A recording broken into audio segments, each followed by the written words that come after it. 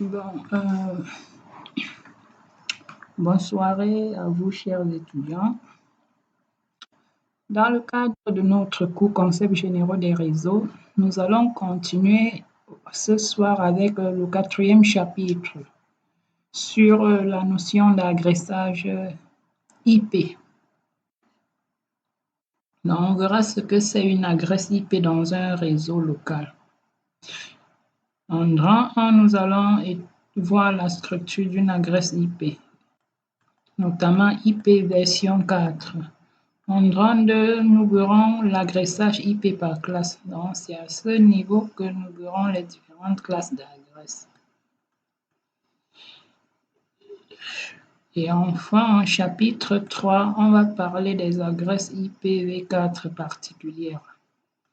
Donc, sans plus tarder, nous devons commencer avec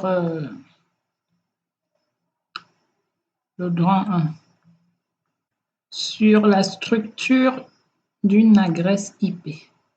Une adresse IP est un numéro qui identifie les hôtes dans un réseau local de façon unique. C'est une adresse sans laquelle les ordinateurs ne peuvent pas communiquer entre eux. Il s'agit d'une suite de 32 bits, 4 octets séparés chacun par des points. Une adresse IP est souvent représentée sous forme décimale, 4 nombres entiers séparés chacun par des points. On peut aussi la représenter sous forme binaire. Exemple, 142.10.25.3. En binaire, on a 144. En binaire, voici la valeur binaire de 144. Dans l'art, je sais que vous, la plupart d'entre vous connaissez déjà réaliser la conversion décimale binaire. En 10 sur 8 bits, nous avons ça. Sur 8 bits, nous avons dû compléter les 3 zéros pour avoir 8 bits. En fait, 10 en binaire. 10 en binaire,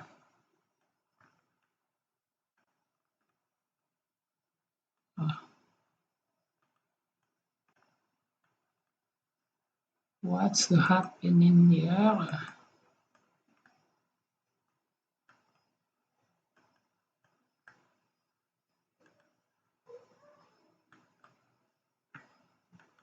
Dix en binaire,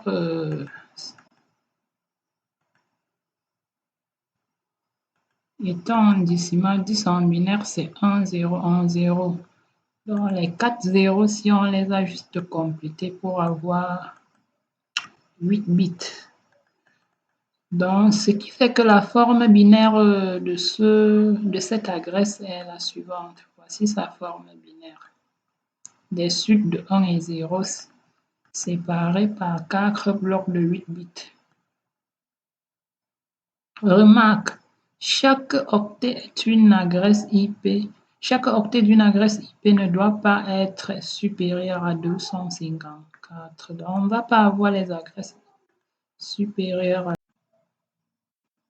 Donc, une adresse IP ne doit pas. Chaque octet, les octets ne doivent pas dépasser la valeur de 255. Donc, 255, c'est le plus grand décimal de chaque octet d'une adresse IP version 4. En 32, adresse IP par classe. Il existe 5 classes d'adresses IPv4, classe A, B, C, D et E.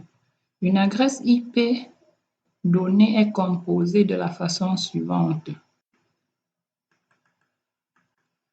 Une partie réseau appelée NetID qui identifie les identifiants des réseaux. Donc, c'est l'identifiant du réseau. Cette partie est identique pour tous les autres appartenant à un même réseau local. Donc, ça veut dire que quoi? Les ordinateurs d'un même réseau ont la même partie réseau. Donc, la partie réseau de leur adresse est identique. Une partie machine appelée host ID qui identifie les identifiants des machines dans les réseaux, dont une autre partie qui doit identifier la machine dans le réseau. Nous allons dans ce chapitre nous intéresser aux adresses de classe B, C, A, B, C. C'est en fait les adresses les plus utilisées. Maintenant, en classe A, comment reconnaître une adresse de classe A? Le premier octet d'une adresse de classe A est un entier naturel compris entre 1 et 127. Là, c'est la première des choses à retenir, entre 1 et 127. Donc, quand on vient là, c'est entre 1 et 127. Là, c'est la classe A.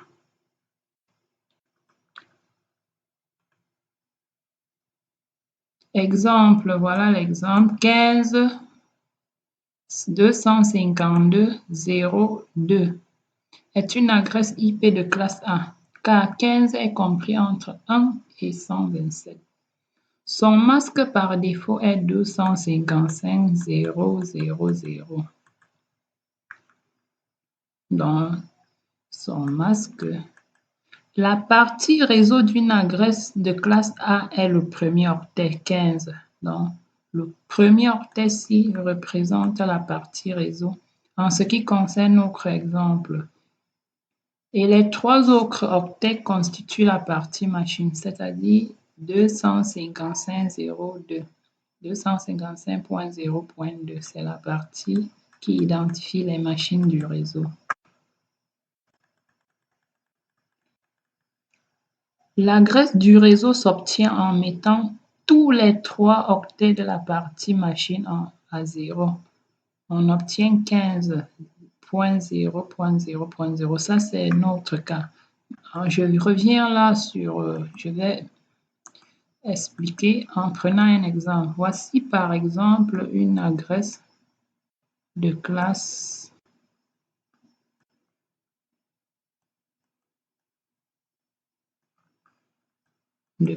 A.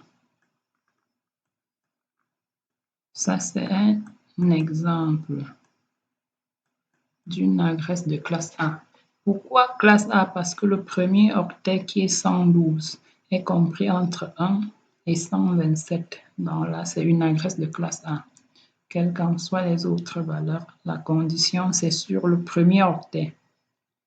Maintenant, voilà le NetID qui est la partie réseau, c'est-à-dire l'octet qui représente ou les bits qui représentent la partie réseau, c'est 112. C'est 112. Et le reste, qui est le host ID, la partie qui identifie la machine elle-même, le ID, c'est 10.200.1. Donc, voici la partie qui identifie la machine. C'est-à-dire que là, c'est 8 bits. Puisque un octet ici, c'est 8 bits. Et là, nous sommes ici à 24 bits.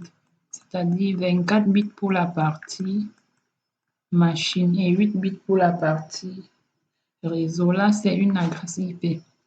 Maintenant, pour trouver son adresse réseau, il suffit de mettre les 24 bits de la partie machine à 0. Bon, je ne vais pas m'attarder là puisqu'on va revenir sur ça. Maintenant, le nombre de réseaux disponibles et utilisables est. Comment fait-on pour trouver ça, le nombre de réseaux disponibles et utilisables? Je vais m'expliquer.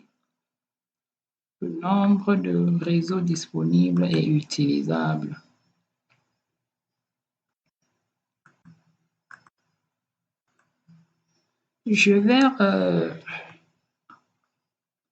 Déjà, on retient que pour une adresse de classe A, le premier octet est entre 1 et 127.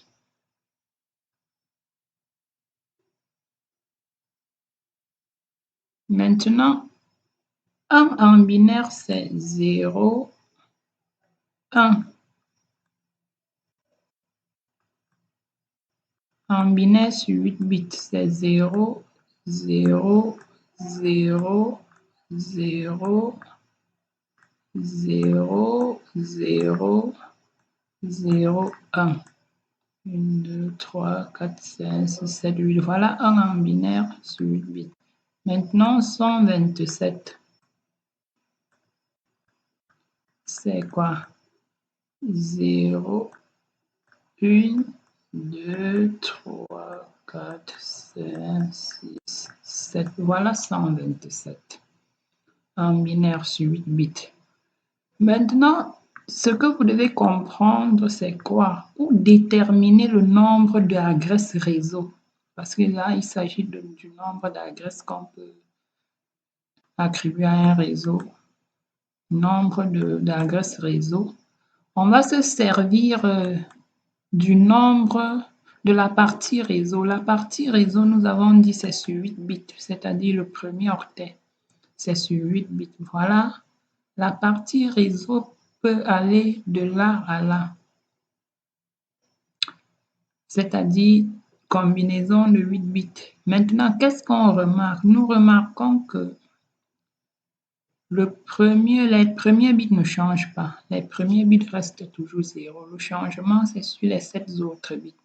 Raison pour laquelle on fait grand N égale à 2 exposant 7. Donc la raison de l'exposant, ça aurait dû être 8 si et seulement si le premier bit varie. Et nous constatons que de 1 à 127, ça reste tout, le premier bit demeure 0, ce qui fait que nous allons combiner les 7 prochains bits qui varient.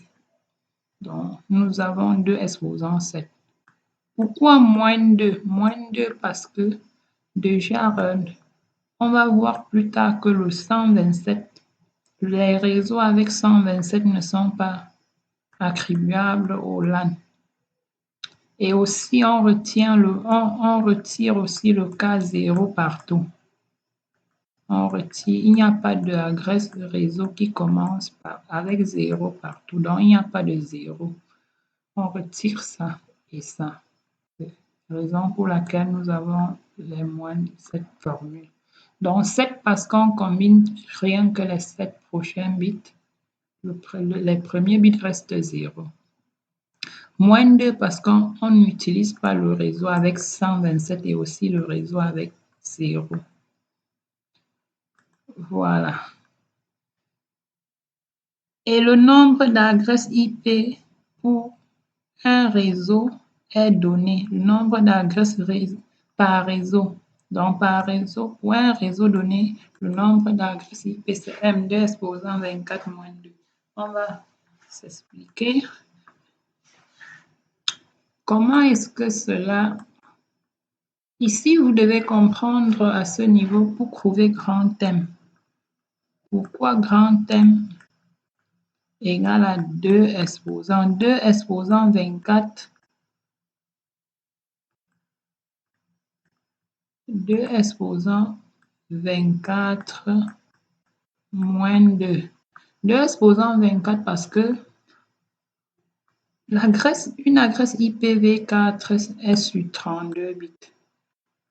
Donc, c'est un nombre sur 32 bits, séparé par 4 blocs de 8 bits.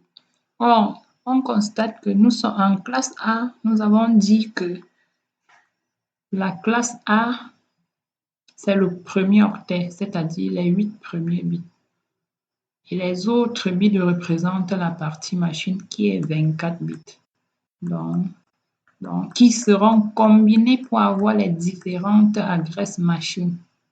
Donc, c'est la raison pour laquelle nous avons 2 exposants 24. Le moins 2, c'est du fait que on retire parmi ces nombres d'adresses, on retire 2 adresses. L'adresse réseau et l'adresse de diffusion. Pourquoi les 2 adresses-là? C'est en fait les adresses qu'on ne peut pas attribuer aux machines. L'adresse réseau, reste une adresse qui identifie le réseau. Et l'adresse de diffusion, c'est une adresse globale qui est utilisée pour envoyer des messages de diffusion aux autres. L'adresse de diffusion est obtenue en mettant tous les bits de la partie machine à 1, c'est-à-dire les 3 derniers octets seront tous à 255. On obtient 15.255.255.255. Là, c'est l'adresse de diffusion. Il est clair ici, on met tous les bits tous les 24 bits de la 1, ce qui nous permet d'obtenir cette adresse comme adresse de diffusion. La classe B. Le premier octet d'une adresse de classe B est un entier naturel compris entre 128 et 191. Exemple, 135.22.50.2 est une adresse IP de classe B, car l'octet 135 est compris entre 128 et 191. Son masque par défaut est 255.255.0.0. La partie réseau d'une adresse de classe B est constituée des 2 premiers octets. 135.22, c'est la partie réseau. Et les 2 autres octets constituent la partie machine, c'est-à-dire 50.2.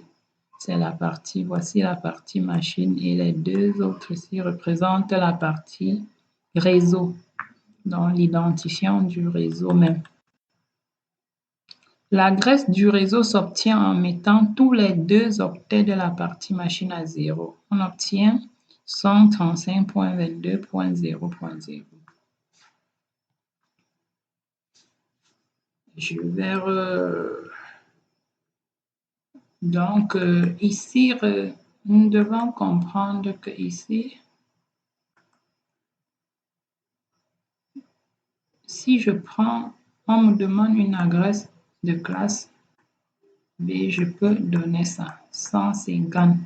150 est entre 128 et 191, donc ça marche 190.0.5. Ça, c'est une adresse de classe A. Les 2 premiers octets ci représentent la partie réseau, c'est-à-dire 16 bits pour la partie réseau. Et la partie machine, c'est les 2 autres 16 bits également, pour donner en tout les 32 bits d'une adresse IP. Donc, voilà ce que je peux dire là. Comment fait-on pour trouver M? N, le nombre de réseaux disponibles, c'est N2 exposant 14. Je vais expliquer pourquoi c'est ça.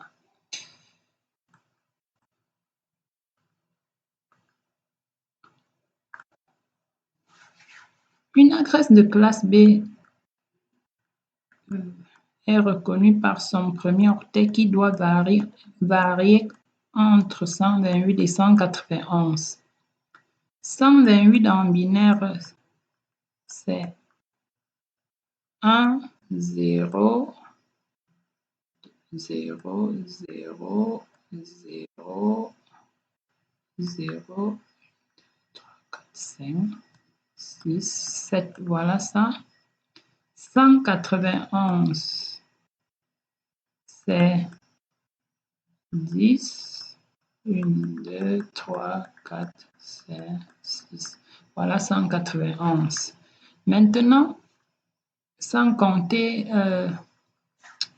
maintenant, le constat. Qu'est-ce que nous constatons? Nous constatons que les 2 premiers octets ne varient pas. Les 2 restent 10. Ce qui fait que dans nos calculs, ce sont les 6 premiers octets qui vont d'abord, les 6 bits qui vont nous intéresser. Étant donné que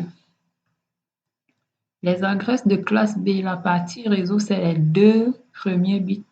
Donc, au niveau du premier bit, nous allons prendre 6 bits pour la combinaison, plus les 8 autres bits sur le deuxième octet. Donc, le premier octet va générer 8 bits et le second. Le premier doit générer 6 bits. Pourquoi? Parce que les deux premiers bits ne varient pas pour respecter cette condition. Donc, il n'y a que 6 bits. Maintenant, sur le second octet, il n'y a pas de problème. Les 8 bits varient, ce qui nous donne un total de 14 bits. Raison pour laquelle grand N égale à 2 exposant 14 pour trouver le nombre de réseaux. Maintenant, grand M qui est pour la machine, c'est 2 exposant 16 moins 2, le nombre d'adresses machine par réseau de classe B. Maintenant, pourquoi 16? 16 parce que la partie machine, c'est 16 bits, c'est tout. La partie machine, c'est 16 bits. Moins 2 pour les mêmes raisons et on retire la graisse du réseau et la graisse de diffusion. La graisse de diffusion est obtenue en mettant tous les bits de la partie machine à 1, c'est-à-dire les deux derniers octets seront tous à 255. Pourquoi 255? Parce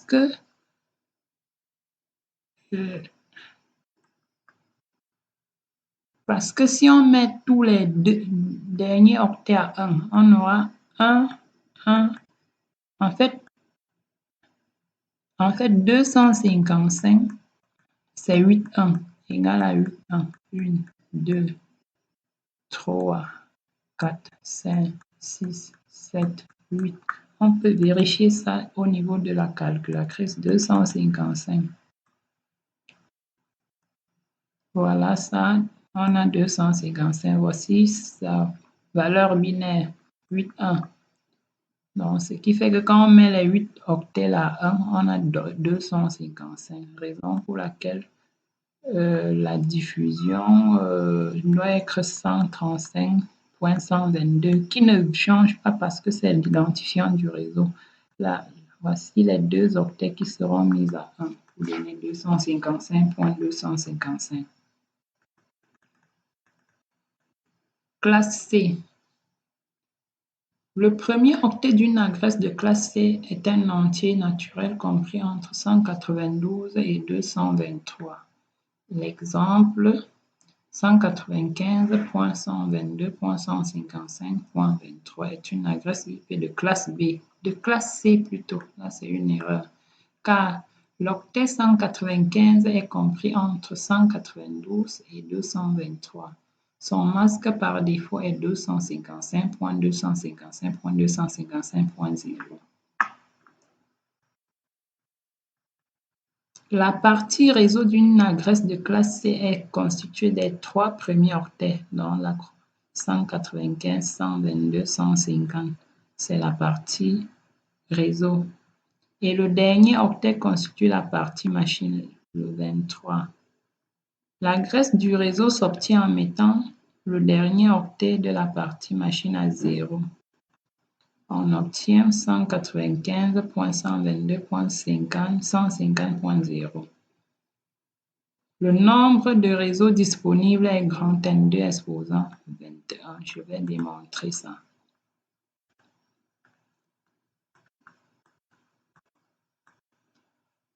Donc, nous avons dit que une adresse de classe A, B, C, une adresse de classe C est identifiée par son premier octet qui doit varier entre 192 et 223. En binaire, 192 égale à 1, 1. 1, 2, 3, 4, 5, 6. Voilà 192 en binaire. 223 égale à 1, 1, 0, 1, 2, 3, 4, 5. Voilà ça. Je vais expliquer pourquoi N c'est 2 exposant 21. Premier constat, le premier octet, pour respecter la condition, nous fait constater que les 3 premiers bits ne changent pas. 110 ne change pas. Sur tous les cas, on a toujours 110. Les 3 premiers octets ne changent pas. Ce qui fait que notre calcul va se faire avec les 5 autres bits du premier octet. 5 bits. Maintenant, la partie réseau d'une adresse de classe C, ce sont les 3 premiers octets. Donc, on va faire 5 bits plus les 2 autres octets. Puisque le premier octet, on va utiliser 5 bits. Le deuxième octet, on utilise les 8 bits, plus le troisième octet avec les 8 bits, ce qui nous donne 21 bits. Ce qui nous donne 21 bits. 8 plus 8, c'est 16, plus 5, 21 bits. Raison pour laquelle grand M, c'est 2 exposant 21. Maintenant, grand M égale à 2, le nombre d'adresses machine. 2 exposant 8 moins 2 pour les mêmes raisons, et moins 2 pour retirer l'adresse du réseau et l'adresse de diffusion. 8 parce que la partie machine, c'est le dernier octet qui est 8 bits. Le dernier octet, c'est 8 bits. Donc, pour la diffusion, on va mettre les 8 bits là à 1 pour avoir 255. Là, nous avons un tableau qui récapitule tout ce qu'on a vu plus haut. Là, c'est un tableau récapitulatif. Je vais venir pour expliquer, avant de passer, je vais vous expliquer la notion de masque. Chaque adresse IPv4 a son masque par défaut déjà. Pour la classe A, le masque, c'est 255.0.0.0. Pour la classe B, le masque, c'est 255.255.0.0. Pour la classe C, le masque 255.255.0. Voilà. En fait, pour la classe A, seul le premier octet vaut 255. Pourquoi? Parce que une adresse de classe A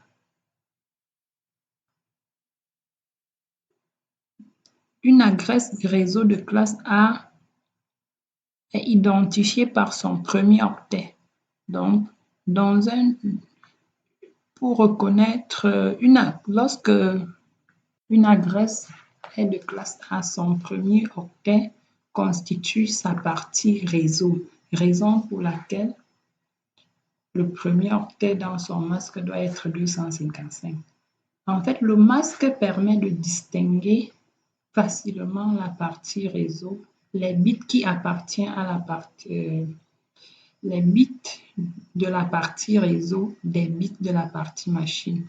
Dans un masque, tout ce qui est 1 dans un masque de sous-réseau ou dans un masque réseau représente la partie réseau et tout ce qui est 0 représente la partie machine. Donc, vous verrez que là, nous sommes dans un cadre de masque par défaut. Ce qui fait que en classe A, le premier octet représentant la partie réseau, tous les 8 premiers bits là sont à 1, ce qui donne 255 et les autres sont à 0. Donc, quand on vient en classe B, on constate que en classe B, les 2 premiers octets représentent la partie réseau. Donc, on les met tous à 1 pour avoir 255.255. Les 2 autres, c'est la partie machine pour avoir 0 et 0. On met tout à 0. Et en classe C, c'est plutôt les 3 premiers octets qui identifient le réseau et le dernier va identifier les machines, la partie machine. Donc, pour récapituler, dans un masque, les bits qui sont à 1 constituent la partie réseau et les 0 forment la partie machine. En grand 3, adresse particulière. Dans les adresses particulières. En 1, adresse réseau. C'est l'adresse qui identifie de façon unique le réseau dans lequel on se trouve. Les machines d'un même réseau partagent la même adresse réseau. Une telle adresse est obtenue en ramenant tous les bits de la partie machine à 0. Exemple, soit l'adresse IP suivante 187.200.35.1. Il s'agit d'une adresse de classe B. Son adresse réseau est 187.200.0.0. Donc, retenez que chaque réseau, chaque LAN, chaque réseau est identifié par une adresse qu'on appelle son adresse réseau. C'est une adresse qui ne peut pas être attribuée à une machine du réseau, mais qui identifie toutes les machines de ce réseau. Donc, tous ont la même adresse réseau. Maintenant, comment fait-on pour trouver une adresse réseau? Pour trouver une adresse réseau, on identifie d'abord la partie machine de ce réseau, les bits qui constituent la partie machine et on met tous les bits là à 0. Dans l'exemple que nous avons pris, c'est un exemple d'une adresse de classe B. Donc, vous constatez que les 16 bits constituant la partie machine ont été mis à 0 pour avoir 0.0. Adresse machine. C'est une adresse qui peut être attribuée à un ordinateur ou une interface d'un équipement réseau du réseau. C'est ce que l'on appelle encore une adresse IP haute. Dans un réseau local donné, toutes les adresses peuvent être attribuées aux hôtes, excepté l'adresse réseau et l'adresse de diffusion. Exemple 187.200.35.1 est une adresse machine du réseau 187.200.0.0. Donc, adresse machine, c'est une adresse qu'on peut attribuer à une machine. C'est une adresse qu'on peut attribuer à une machine. Adresse de diffusion, broadcast, bon, il n'y a pas ES, là c'est une erreur. C'est l'adresse de diffusion qui permet de relayer les messages de diffusion aux interfaces des équipements du réseau. Il s'agit d'une adresse utilisée pour les messages destinés à tous les ordinateurs du réseau. Elle s'obtient en ramenant tous les bits de la partie machine à 1. Exemple 187.0.200.255.255 est l'adresse de diffusion du réseau 187.200.0.0. Donc, on met tous les bits de la partie machine à 1 pour avoir 255. Là, c'est l'adresse de diffusion. C'est une adresse qu'on utilise généralement pour envoyer les messages à tous les ordinateurs, à toutes les interfaces et ordinateurs du réseau. Donc, ça va à tout le monde. C'est une diffusion. Adresse de diffusion limitée, les adresses multicast. Les adresses multicast sont des adresses utilisées pour des messages destinés à un groupe d'équipements bien donné du réseau. Dans le multicast, la notion de multicast, les multicasts, c'est des adresses utilisées en IPv4. Ce sont des adresses qui sont liées aux services, aux différents services. Par exemple, chaque protocole de routage a son adresse multicast qui permet d'identifier les routeurs du service de ce protocole. Un peu en Quand je prends le protocole EIGRP, qui est un protocole de routage SON, il utilise cette adresse multicast qui est une adresse de classe D pour identifier ses routeurs. Donc, tous les routeurs dans un réseau dans lequel le IGRP est appliqué communiquent généralement avec cette adresse qui est une adresse de diffusion. Ils envoient ce qu'on appelle les Hello packets, les paquets Hello, en utilisant cette adresse multicast. Donc, ce paquet doit être communiqué avec en utilisant cette adresse multicast pour préciser que quoi? Que le paquet est destiné à tous les routeurs implémentant le IGRP dans ce réseau. Adresse de rebouclage, ce qu'on appelle l'adresse loopback. L'adresse de bouclage local est une adresse pour tester le bon fonctionnement, utilisée pour tester le bon fonctionnement de sa carte réseau. Le réseau 127.0.0.0 est réservé aux opérations de rebouclage local loopback. Exemple, l'adresse 127.0.0.1 est une adresse de bouclage local. Un ping sur cette adresse lance une communication avec sa propre carte réseau. Donc, plus haut, je vous ai dit que cette adresse, les réseaux avec 127 n'étaient pas utilisés. C'est justement parce que c'est une adresse, c'est un numéro, c'est un identifiant qui est réservé au bouclage local. Bon, là, c'est la fin de ce cours. Ça a été un plaisir pour moi et rendez-vous à la prochaine séance. I wish you all a nice night.